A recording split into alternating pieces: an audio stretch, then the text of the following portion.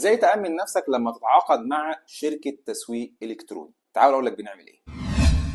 عندك منتج او عندك سلعة وبتروج لها على الانترنت، ورحت لشركة تسويق إلكتروني تسوق لك للمنتج او الخدمة دي.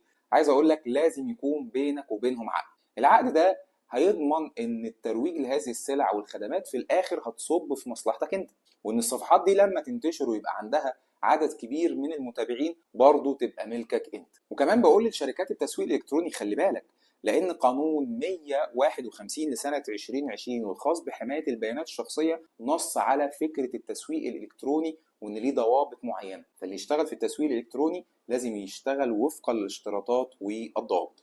وانت كصاحب منتج او صاحب خدمة او صاحب شركة رايح للتسويق الالكتروني لازم يكون في علاقة عقدية. الخلاصة، العقد هيحمي منتجك، هيحمي خدمتك، هيحمي صفحاتك على السوشيال ميديا، تقدر تحافظ على عدد متابعينك على صفحات السوشيال ميديا. منتظرين استفساراتكم وتعليقاتكم في الكومنتات.